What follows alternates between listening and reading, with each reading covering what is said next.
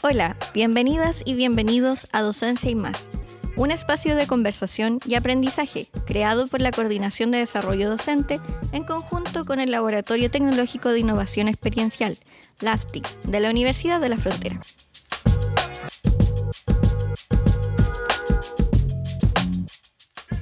Soy Tatiana Alarcón-Joanet, psicóloga y magíster en psicología. Actualmente me desempeño como asesora en salud mental y bienestar docente en la Coordinación de Desarrollo Docente de la Vicerrectoría de Pregrado. En este episodio hablaremos sobre un elemento clave en la docencia universitaria, el cual radica en el bienestar docente. Hoy me acompaña Diana Campos Letelier, profesora de inglés y licenciada en educación, con un magíster y diplomados en gestión, liderazgo e innovación educativa, hipnoterapeuta y fundadora de un emprendimiento de enseñanza del inglés a través de los juegos, financiados por Corfo. Ha trabajado en docencia, asesoría y gestión curricular en educación superior desde el 2016. En la actualidad, coordinadora del área de desarrollo de la docencia en la Unidad de Mejoramiento Docente de la Universidad de La Serena, la cual incorpora entre sus líneas de trabajo el bienestar docente. Este ámbito busca fortalecer el desarrollo integral de las y los académicos, promoviendo iniciativas que impacten positivamente su vida y experiencia en la universidad. Hola Tati, ¿cómo estás? ¿Cómo va todo en el sur? Va bien. Diana, coméntanos con respecto al bienestar docente, ¿cuál es la importancia de abordarlo en la universidad desde tu perspectiva? Yo creo que tiene que ver con la visión que tenemos de los docentes. Cuando pensamos a los docentes como facilitadores de los aprendizajes, es decir, quienes facilitan los espacios para que los aprendizajes ocurran en sí, y cuando pensamos en que la educación universitaria dejó de ser un privilegio para pasar a ser un derecho, también cambian los roles de quienes enseñan dentro de las instituciones de educación superior. Entonces tenemos que pensar a los docentes de las universidades no ya como quienes tienen todo el conocimiento, que además en la era de la inteligencia artificial eso ya no es posible, y las formas que se utilizaban antes para enseñar ya no siguen siendo las mismas, porque no sigue siendo un privilegio, sino que es un derecho, y por lo tanto los docentes tienen que actualizarse. Y siendo el bienestar esta manera en la que, bueno, tú siendo psicóloga me vas a entender, el bienestar tiene que ver con esta forma en la que tú te presentas a la vida, ¿o no? Porque ¿cuál es tu definición como psicóloga? En este caso desde acá nosotros lo abordamos más como una mirada integral de la persona, donde se abordan aspectos de la calidad, de cómo la persona se va sintiendo tanto a nivel físico, psíquico y emocional, frente a distintos desafíos de la vida. Y en este caso específicamente cómo se va desenvolviendo en la educación superior desde su rol como docente. Claro, entonces si yo lo simplifico, porque por lo menos así me ha servido a mí, cuando voy simplificando un poco los términos, también tengo mayor claridad de cómo trabajarlos. Entonces, si pensamos el bienestar en esto de que es el cómo tú te presentas a la vida, que es que si yo estoy bien, puedo hacer las cosas también mejor, y si yo estoy mal, me presento tal como estoy frente a la vida.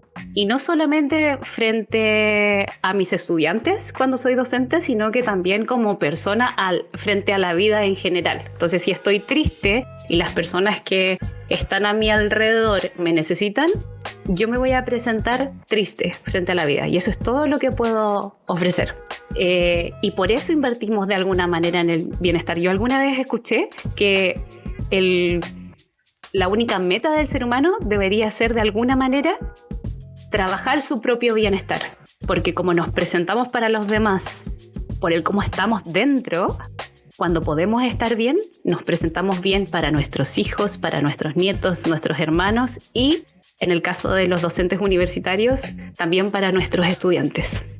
Entonces, invertir en el bienestar docente no es solo un acto de cuidado hacia las personas, sino que una estrategia para garantizar una educación de mayor calidad y construir un entorno universitario mucho más saludable, que es lo que estamos viendo se está requiriendo hoy en día.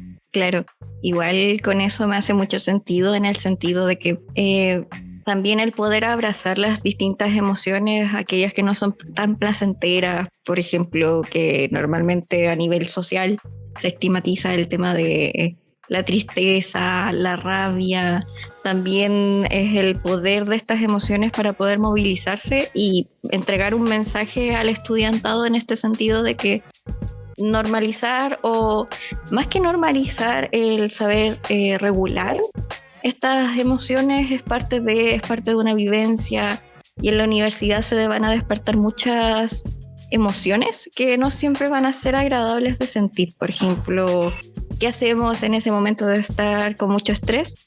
Desde el docente igual se puede generar ser un ejemplo para cómo autorregular hacia el estudiantado en ese sentido. Igual me hace mucho sentido lo que tú me dices, porque es un poco, no es solo es hacerse cargo es como hacer lo propio, hacer lo mío. El autocuidado y invertir tiempo en el bienestar es todo un desafío, especialmente en los docentes cuando están tan llenos de cosas, tan llenos de desafíos y de trabajo en sí, especialmente en la universidad.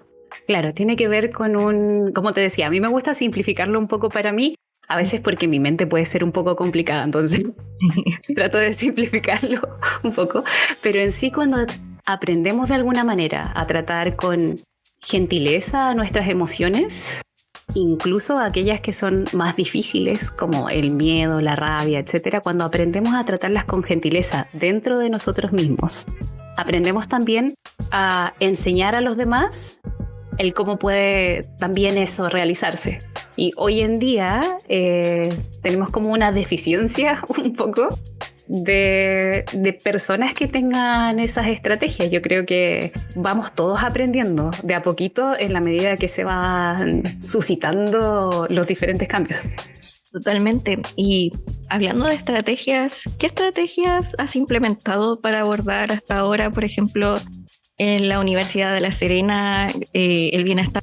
De estrategias en sí y cuáles son las que hemos implementado, me gustaría dejar en claro que el bienestar docente no radica en lo que las unidades de apoyo puedan ofrecer. Así como tú, Tatiana, trabajas en una unidad de apoyo a la docencia, yo también coordino un área de apoyo a la docencia, pero no tiene que ver mucho con lo que nosotros podamos ofrecer como ayuda, sino que más bien con las universidades y las organizaciones en sí, cómo sostienen este bienestar dentro de la organización. Es por eso que a las organizaciones humanizantes, de alguna manera, les va mejor en los indicadores. Y yo creo que es hacia allá un poco, hacia donde tenemos que migrar las universidades. ¿Por qué digo que no necesariamente nos hacemos cargo como unidad de apoyo del bienestar docente? Es porque, por lo menos en la universidad en la que yo trabajo, abordamos más el bienestar de las personas con el propósito de que ese bienestar o la contribución que nosotros realizamos impacte en su quehacer, en este caso en la docencia. Tratamos de hacer todos los nexos posibles con las cosas que enseñamos o con las cosas que apoyamos. Pero muchas veces las estrategias que nosotros entregamos no se llevan a la sala de clases primero, sino que muchas veces se las llevan nuestros docentes a su casa, con sus hijos, ponte tú. Que igual presenta una riqueza, pero no necesariamente toca la sala de clases primero. Con el tiempo, en la medida que las personas se van acostumbrando a este tipo de estrategias, van de alguna manera moviéndolas dentro de la sala de clases. En sí, las estrategias que nosotros hemos utilizado tienen que ver con pilares súper básicos del bienestar. Y hacemos lo que hace una unidad de apoyo a la docencia en cualquier universidad, que tiene que ver con talleres, cursos, workshops. Tenemos unas iniciativas muy bonitas también que tienen que ver con regalos pequeñitos que hacemos a los profesores cuando nos enteramos, por ejemplo, de que alguno no la ha estado pasando bien o alguien en su familia no la ha estado pasando bien. Yo creo que es una de las estrategias más pequeñitas que hemos desarrollado y que salió así como por necesidad. y la que ha tenido como resultados más lindos. O por lo menos de las que hemos visto, resultados bonitos en interacciones con los docentes hacia la unidad. Entonces lo que nosotros hacemos es que aquí nosotros trabajamos como unidad, nosotros somos la unidad de mejoramiento docente, entonces tenemos no solamente apoyo docente, sino que también gestión curricular, investigación en docencia, hacemos de todo.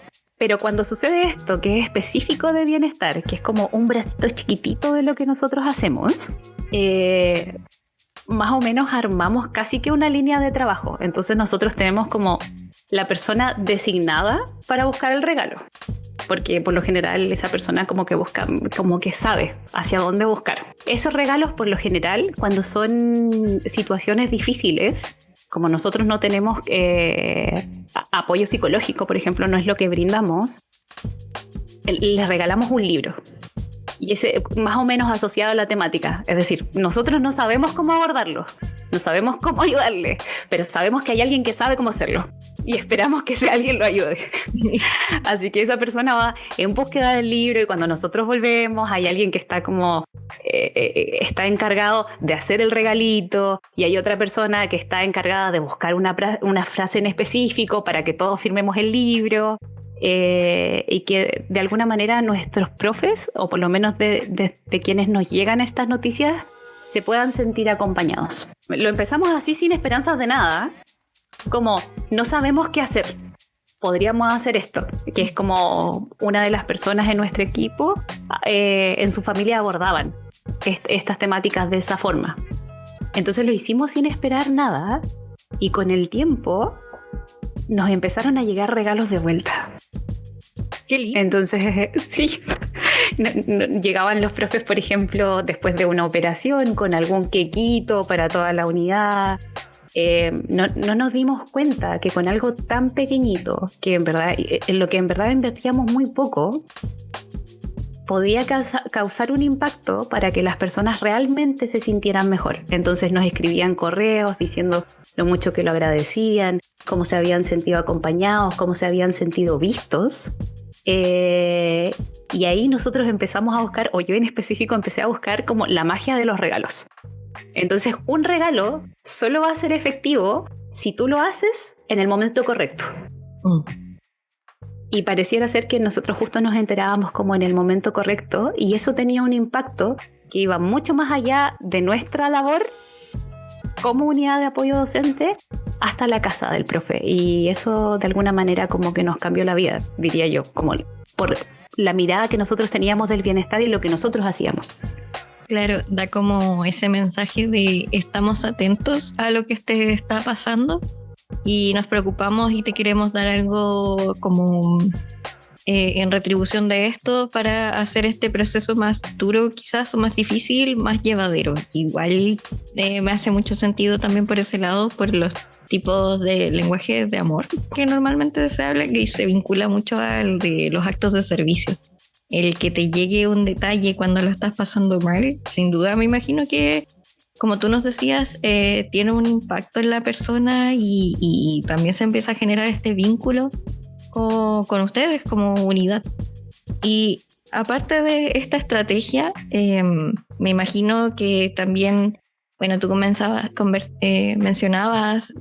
algunos talleres, capacitaciones, también búsqueda de otras estrategias. ¿Hay alguna en la que últimamente se han centrado en promover en la docencia, más que nada como aquella que sea más simple o fácil, entre comillas, de incorporar? Porque entendemos que en algunos contextos el entregar un regalo puede convertirse en algo un poco más difícil, pero algo, por ejemplo, más simple en cuanto a comportamiento o algo que sea de aplicar en el momento. Claro, o sea, no sé si últimamente, pero nosotros, así como tú decías, a mí me gusta la palabra simple. Uh-huh. Insisto, porque mi cabeza a veces puede ser un poco complicada. Entonces, tenemos esta visión de mantenerlo simple y para eso nosotros empezamos con lo básico. Entonces, sabemos que hay un montón de estrategias que podemos abordar desde la psicología positiva y es desde donde lo están abordando también otras unidades de apoyo a la docencia en otras universidades, que tiene que ver con la mejora de las interacciones, porque hemos visto que eso de alguna manera ha sido tocado en el último tiempo. Pero si empiezas a buscar un poquito más allá, vas a entender que hay ciertas cosas básicas y subyacentes que de ser atendidas, estas cosas que están como por debajito, pueden hacer que estas estrategias que las universidades abordan se hagan más significativas. Entonces vamos más simple aún, y con esta mirada siempre, más que del docente, de la persona. Uh-huh. Porque lo que hablábamos anteriormente, existe dentro de las universidades reconocimiento a los docentes, sobre todo a los docentes que lo hacen bien. Uh-huh. Pero, ¿qué pasa cuando un docente no necesariamente lo está haciendo, o sea, no la está rompiendo porque no está bien? Uh-huh. Entonces, cuando lo empezamos a ver como persona, y lo que tú me decías, lo empezamos a ver como persona y empezamos a ver, puede que justo a lo mejor también le achuntamos como al lenguaje del amor, o puede que no, pero te vemos más allá de lo que has logrado. Claro. Entonces, podemos como también reconocer que tú eres importante sin que estés en la cima. Entonces, para mantenerlo como simple un poco, mira, nosotros vamos como con las cosas básicas del ser humano. Entonces, básico del ser humano es respirar, dormir, comer. Relaciones, ponte tú. Para la supervivencia del ser humano, más o menos como que necesitamos esas cosas. Pero más básico que dormir bien, podría ser respirar bien. O más básico que comer bien, también necesita respirar bien. Entonces nosotros vamos a lo simple y lo básico, así que me gustaría como centrarme un poquito en la respiración. ¿Y por qué la respiración pudiese llegar a ser importante? Mira, yo te decía que más básico que dormir bien está respirar bien. ¿Por qué? Ponte tú, las personas que son respiradores vocales, las que respiran por la boca por la noche, ponte tú, experimentan un montón de problemas que están asociados como en su día a día más que solo en el dormir, porque a veces como, claro, cuando eres un respirador vocal, además que se puede incluso como deformar la cara, así como va cambiando tu cara. En las noches haces apneas, así como que yo me acuerdo de mi papá así como a punto de morir. Así como, por favor, alguien muévalo, despiértelo. Este señor se nos va. O esa pregunta de, ¿está respirando? Espera un rato. Ya, sí, está. Y de repente así. Bueno, entonces, respirar bien y respirar nasalmente mientras duermes te ayuda a dormir mejor y por lo tanto también a enfrentar tu vida de mejor manera el siguiente día. Porque cuando duermes bien, como que tu ánimo cambia. Enfrentas la vida así como es más linda, es menos difícil. Entonces, pero no vamos a hablar del sueño, así que no, ese me lo voy a saltar a lo mejor para que cuando podamos como conversar después. Y más básico también, que comer bien y comer orgánico, que yo soy muy esa señora. O sea, que así como yo voy a ir a la feria, no voy a comer, no voy a comprar la verdura del supermercado, porque que me haga bien. Entonces, claro, entonces como que descubrí con el tiempo, incluso, que si tú no respiras bien, no se oxigenan bien tus células y por lo tanto no puedes absorber correctamente los nutrientes de las cosas que comes. Entonces da lo mismo que usted coma orgánico si no respira bien, porque no puedes absorber todo. Es súper loco porque incluso nos podrían haber enseñado a respirar, no sé, en pre-kinder, algo básico de... Bueno, me parece mucho que ahora en los colegios sí se está incorporando técnicas de respiración para poder controlar un poco las emociones en colegios. Igual se viene todo el tema socioemocional que está tomando mucha fuerza en colegios, pero ahí viene todo lo que es la respiración. Claro, entonces los colegios por lo general lo toman también con estos tópicos de mindfulness o de meditación en general. Y en general para las meditaciones se ocupa como ancla la respiración. Entonces vamos a lo básico de nuevo, que es respirar, que te oxigenes bien para poder hacer las cosas bien. Entonces, mira, ¿cuál es el potencial o la importancia de estas cosas? Yo creo que en verdad un podcast de respiración necesita por lo menos 2 horas para que entiendas toda la mecánica, la química y tú digas así como, no puedo creer lo importante que era respirar. Que obviamente si dejas de respirar un tiempito, pues te mueres. Sí, porque puedes sobrevivir sin dormir un tiempo. Puedes sobrevivir sin comida y solo hidratándote un tiempo. Puedes sobrevivir sin agua un tiempo, pero sin respirar está bien difícil. Empieza a fallar todo y es como falla la respiración y te nos vas a un mejor lugar. Claro. Entonces tiene mucho más implicancias porque es un proceso que sucede consciente e inconscientemente. Es tan importante que puede incluso de alguna manera influir en tu personalidad. O sea, los patrones de respiración que tenemos pueden influir en las personalidades que nosotros tenemos. Me explico. Las personas ansiosas, y que ya lo conversábamos antes, como que un poco hemos llegado a este espacio por tú y yo, claro, como por venir con esta historia de atrás. Entonces, como que yo de hecho diría que es hasta gestacional. Y hoy en día muchas personas casi que nacen ansiosas. Entonces, es más o menos la pandemia de este siglo, ¿o no? Las personas ansiosas suelen tener una interocepción que es muy alta. ¿A qué me refiero con interocepción? Tú como psicóloga me entiendes al tiro, pero seguramente tal vez las otras personas no. Tiene que ver con lo que yo siento dentro, ¿cierto? O sea, como las personas ansiosas a veces, a mí lo que me pasaba era como que yo sentía que el corazón me iba a explotar en la cabeza.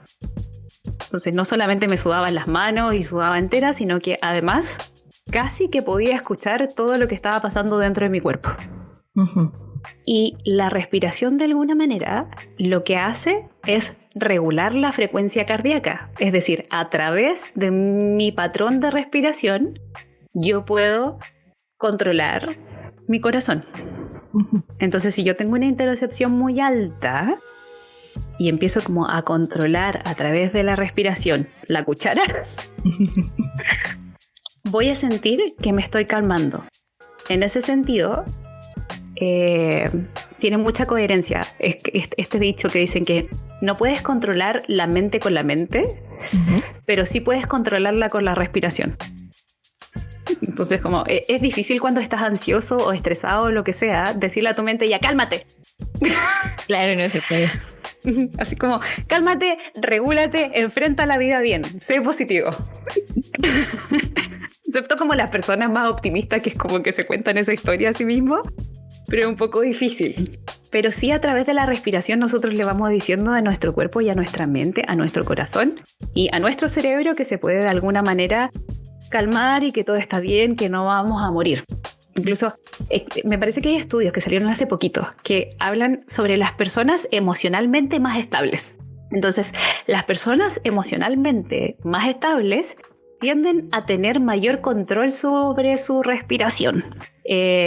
¿A qué me refiero con mayor control? O sea, como que pueden inhalar por más tiempo y pueden exhalar por más tiempo.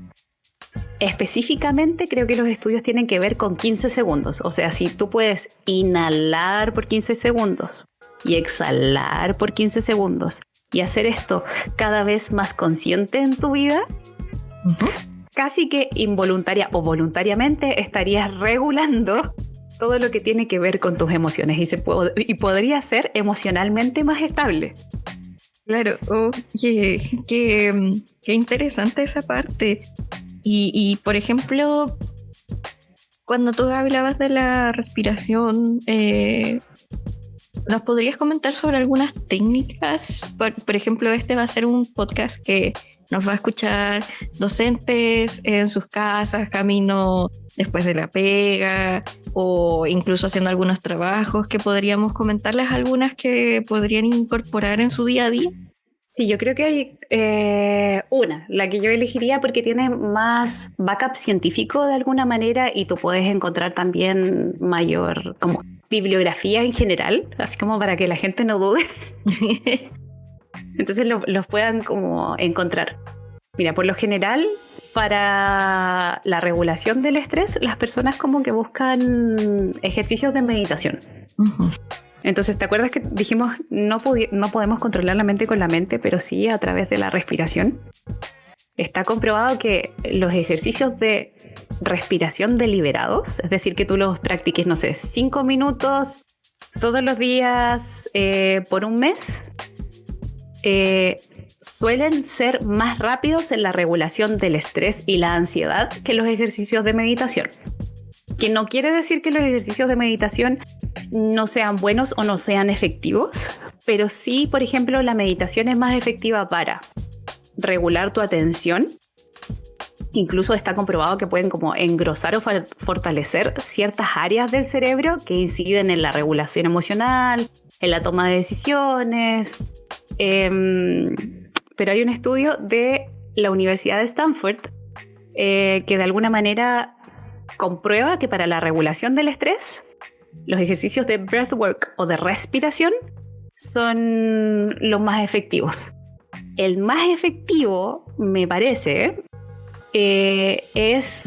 para mí es el physiological sigh o suspiro fisiológico en español. Entonces lo pueden encontrar buscándolo en inglés, que yo creo que van a encontrar mucho, a lo mejor como en el Huberman Lab Podcast, a los que les gusta el inglés, o también lo pueden buscar como suspiro fisiológico, de alguna manera. Entonces, el suspiro fisiológico no es nada nuevo. De hecho, es algo que hacen los niños para regular sus emociones. Entonces, no sé si te has dado cuenta que cuando a un niño le pasa algo y llega así, intenta controlarte y te intenta decir algo y como que no puede, pero está tratando de regularse. Uh-huh. Entonces esa es la forma natural del cuerpo de regular el dióxido de carbono dentro de sí. Dijimos que no vamos a entrar en la parte de química, mecánica, etcétera, de la respiración. Yo no voy a salir, no me voy a poner a hablar de eso. Pero es algo que los niños hacen naturalmente y que yo he visto con los niños y con los adultos que funciona bastante bien. Uh-huh. Entonces, el suspiro fisiológico consiste en 2 inhalaciones. La primera es una inhalación profunda, seguida de una inhalación un poquito más superficial para estresar a los alvéolos un poquito, seguidos de una exhalación muy, muy, muy, muy larga. Entonces, la regla por lo general para relajarte tiene que ver con inhalaciones profundas y exhalaciones muy, muy largas, ¿cierto? Este en específico requiere esa segunda como inhalación para estresar un poquito más y que tú cuando sueltas todo el aire te puedas de alguna manera desestresar. Mira, yo sé que la gente no me va a ver, pero es más o menos así. O sea, como, tú puedes respirar profundamente y cuando me refiero a respirar profundamente, hablo de que se llena tu diafragma primero, o sea, tú vas a sentir como que tu guatita se infla antes que tu pecho.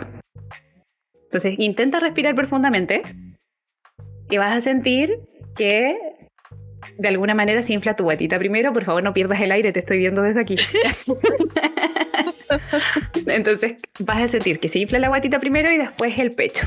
Entonces, tú respiras profundamente, se infla tu diafragma, se infla tu pecho y luego vuelves a respirar un poquito más y lo botas largamente por la boca. Lo más largo que puedas, lo más largo que puedas, lo más largo que puedas. Siempre idealmente por la boca para que te puedas relajar. La práctica de un solo suspiro fisiológico es la forma más rápida que tiene el cuerpo para reducir fisiológicamente el estrés y también para reintroducir la calma.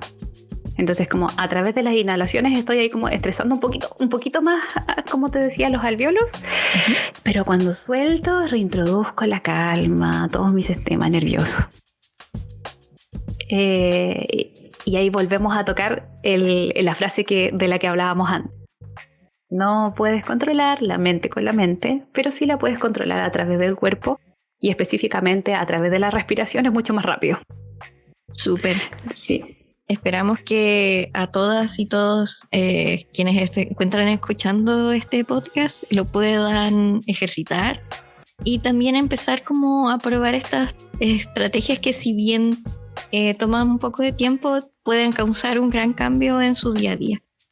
Muchas gracias, Diana, por compartir con nosotros y nosotras esta valiosa información. En este episodio hemos explorado y reflexionado sobre aspectos claves del bienestar en la docencia universitaria, un ámbito que sigue siendo objeto de estudio y transformación constante en las instituciones de educación superior. Esperamos seguir generando conversaciones y difundiendo estrategias para promover el bienestar docente. Gracias por acompañarnos en este episodio. Si les gustó, no olviden seguirnos en nuestro Instagram @cdd.ufro. Nos encontramos en la próxima edición de Docencia y Más.